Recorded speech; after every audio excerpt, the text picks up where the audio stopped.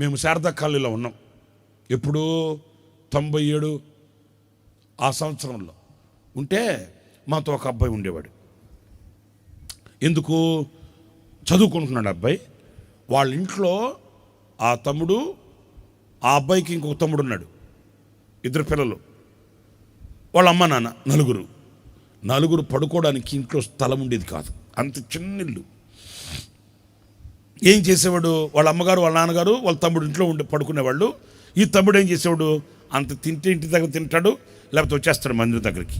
వస్తే మాతోనే ఉండేవాడు, మాతోనే తిని చదువుకునేవాడు మందిరంలోనే. మేము ఏదైనా పరిచయం చేస్తుంటే తను కూడా మాతో కూడా కలిసి పరిచయం చేసేవాడు. అప్పట్లో బలిపీఠం అనే మాసపత్రిక ఉండేది.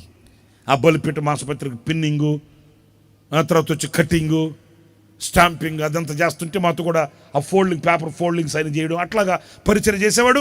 మేము ఏదైనా వాల్ పోస్టులకు వెళ్తే వాల్ పోస్టులకు వచ్చేవాడు. అలాగే బాగా మాతో ఉండేవాడు. చాలా పేదవాడు. సరే, ఓకే. తర్వాత అతను చదువుకొని అట్లా వెళ్ళాడు. మేము సేవకని ఇట్లా వచ్చేసాం.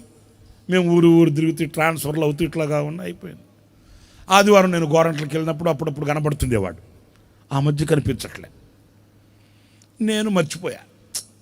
మా సేవలు ఎక్కువైనాయి కదా, మా పరిచర్లు మేము తిరుగుతున్నాం, అయిపోయింది. ఒక రోజున ఆ లార్జ్ సెంటర్ అనే చోట, గోరంట్ల గుంటూరులో లార్జ్ సెంటర్ అనే చోట పెట్రోల్ బంకులో పెట్రోల్ పట్టించుకుంటుంటే వెనక నుంచి ఫేజలాడన్నా పెట్రోల్ బంకులో ఫేజలాడేవుడురా. నీ వెనక్కి తిరిగి చూస్తే ఎవడో గజీడే.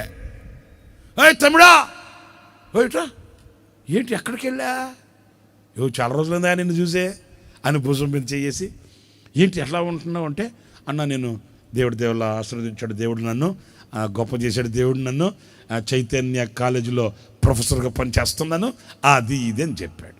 నేను సంతోషించా. ఎందుకంటే కొంచెం మనిషి తేలేడు, అప్పట్లాగా లేడు. ఇప్పుడు కొంచెం కండబట్టింది, రక్తం పట్టింది, మనిషి తేలేడు కొంచెం. నేను సంతోషించి భుజం చేసి, అవునా చాలా మంచిది తమ్ముడా, అది ఇది మాట్లాడి. అవుననుకో, నేను నెలలో ఒక వారం గోరంట్లకు వస్తున్నాను కదా వాక్యం చెప్పడానికి, మరి నెలకు ఒక వారం వస్తున్నాను కదా, నాకు కనిపించట్లేదు నువ్వు కదా, కనిపించాలి కదా స్వామి అన్నాను. అన్నాడు. కాదు, అసలు వస్తున్నావా లేదా అన్నా. స్కేల్ మార్చాడు, కొంచెం శృతి పిచ్చ అన్నాడు. కాదు, వస్తున్నావా లేదా అన్న. నాకు అర్థమైపోయింది. వెంటనే అతను సమాధానం చెప్పకపోతే, అతనితో నాకున్న పరిచయం చొరవను బట్టి అది కూడా కాదు తమ్ముడా, ఏ పరిస్థితిలో ఉన్నవాడివి, ఏ స్థితిలో ఉన్నవాడివి, దేవుడు నిన్ను ఈ స్థితిలో పెడితే దేవుడు ఉద్యోగం ఇచ్చాడు, నిన్ను మనిషిగా రూపుదిద్దాడు, నువ్వు కంటి నిండా కనబడుతున్నావు, ఈ రోజున ఈ స్థితిలో నువ్వు ఉన్నావంటే ఎట్ట మర్చిపోతావు తమ్ముడా నువ్వు అని కొంచెం నిజం చెప్తున్నాను. నేను అబద్ధం చెప్పకూడదు కదా, కొంచెం గట్టిగానే మాట్లాడే.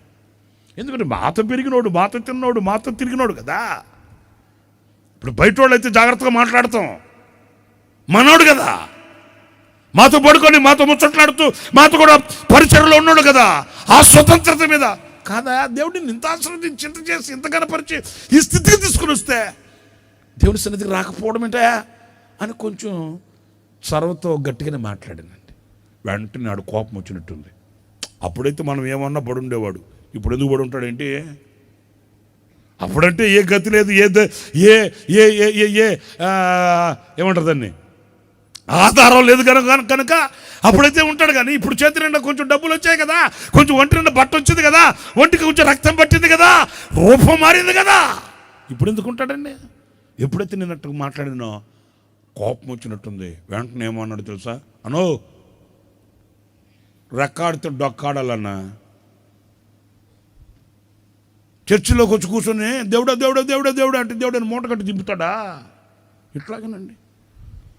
మందిరానికి వచ్చి కూర్చొని దేవుడా దేవుడా దేవుడా అంటే మూట కట్టామని దింపుతాడా? నా రెక్కాడితో డొక్కాడాలి. కానీ నా గుండె జల్లు మనిందండి. ఎందుకంటే చిన్న వయసు నుంచి మందిరంలో పెరిగినోడు, పరిచర్యలో పాలు పొందినోడు, ప్రార్థన అంటే తెలిసినోడు, వాక్యం అంటే తెలిసినోడు, సావుకుడు అంటే ఎరిగినోడు, ఈ రోజున ఏమంటున్నాడు, రెక్కాడితే డొక్కాడుతుందంట. నాకు వెంటనే ఎంత బాధ అనిపించిందంటే, ఇట్లాంటి అంత తేలిగ్గా ఇడిచిపెట్టకూడదురానని ఖచ్చితంగా కొంచెం కఠోరంగానే చెప్పా, తమ్ముడా నీ రెక్కాడితే డొక్కాడుతుంది కరెక్టే, నేను కాదనట్లే. ఆ 2 రెక్కలు పట్టుకుని ఇంచాడు నీకు దేవుడు, ఇంకేం ఆడుతుందని అడిగా. అడగాలనా లేదా? మీరైతే అడగరా? ఇంకా 4 అడుగు ఉండేవాళ్ళు మీరైతే. నేనన్నా 1 అడిగా. నీ రెక్కాడితే అంటే ఆడు చెప్పేది ఏంటి? నా రెక్కల కష్టం చేత నేను ఈ స్థితికి వచ్చానే అంటాడు. కానీ ఇట్టి స్థితి నా దేవుని ఆశీర్వాదం అని చెప్పట్లేదండి. కృతజ్ఞత లేనుడు వింటున్నారండి? ఈ రోజున నీవు 4 ఏళ్ళు నోట్లో వెళ్తున్నాయి, తినగలుగుతున్నావు, నీ భాగాన్ని నువ్వు అనుభవించగలుగుతున్నావు, శుభ్రంగా అన్నపానాలు పుచ్చుకోగలుగుతున్నావు, సమాజంలో ఒక విలువ కలిగిన వ్యక్తిగా నా దేవుడు నిన్ను చేశాడంటే ఇట్టి స్థితి ఎవరి మూలముగా నీకు కలిగింది. ఆ కృతజ్ఞత నీకు లేకపోతే, కృతజ్ఞత లేని వాని హృదయం అంధకారమే కదా. నేను అదే అడిగాను. నీ రెక్కలు ఆడితే డొక్కాడుతుంది అంటున్నావు. ఆ 2 రెక్కలు కనుక దేవుడు ఇంచాడు అనుకో, ఏం చేస్తావు?